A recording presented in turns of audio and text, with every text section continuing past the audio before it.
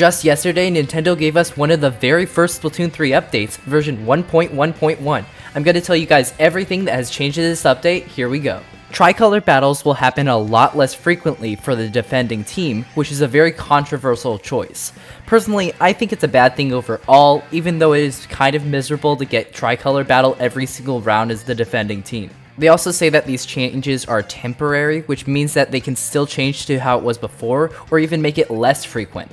It all depends on what feedback the community gives them. They made a whole bunch of bug fixes, so let me list them all in rapid succession. Changes to player controls. Fixed an issue where it was possible to jump further than usual with a squid roll by performing a certain input while charging a squid surge. Fixed issues that appeared when playing for a long time without closing the software, such as shots from the player's main weapon not firing correctly. Fixed an issue where the player could move through the surface of the water or stand on the water when moving quickly, for example, when performing a dodge roll with Splat dualies. Changes to multiplayer. Fixed an issue where connection errors occurred with high frequency at the end of battles due to connection environment. Fix an issue with the blob lopper where the collision detection of the third and fourth blobs of a single volley became extremely small. Fix an issue where cash and experience were not being awarded in certain circumstances when a battle ended early due to a lack of players. Fix an issue where, in certain modes, a player would be unable to cancel matchmaking when not enough players were gathered.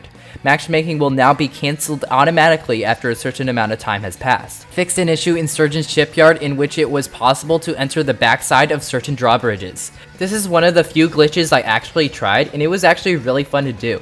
It was not very good for Rainmaker, so it's probably a good thing they took it out. Changes to Salmon Run. Fix an issue where connection errors occurred with high frequency at the end of jobs due to connection environment. Fix an issue with Mudmouth eruption events in which Mudmouths moved in unintended ways. This means sliding and teleporting, which somehow killed people even. Fix an issue that caused some players with identical titles to be considered rank supporters and not gain rank points. This is very good because I was trying to rank up with my friend who was also the same Salmon Run rank as me, but only the person who had less would make it, even though we were the same exact rank.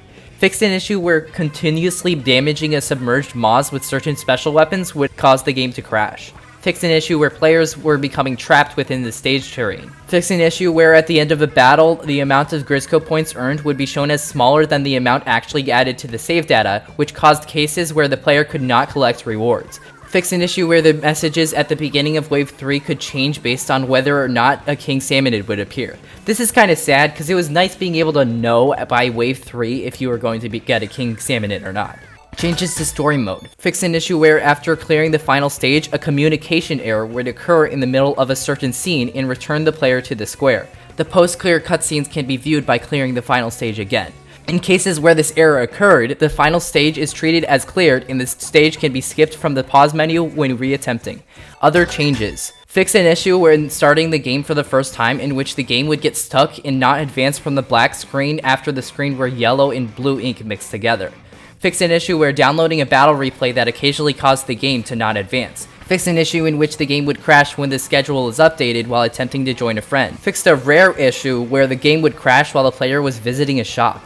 Fix an issue where a communication error could occur while a player traded in gear at a shop. Fix an issue where a connection error could occur when buying a weapon. A player would seem to then have the weapon equipped despite not having been able to buy it, which would cause a connection error if the player attempted to join a battle. They did add a lot of necessary bug fixes, but there are still some that they missed. It would also be nice if they fixed their servers. All we got was that we could DC less at the end of a match, but we still have frequent disconnects in other ways. Still, overall, I'm happy with this update, and I'm looking forward to future ones. Thanks for watching. Tell me in the comments below what your favorite thing about the update is, and if you like this kind of video. Make sure to like and subscribe for more Splatoon 3 news updates, and I'll see you guys in the next one.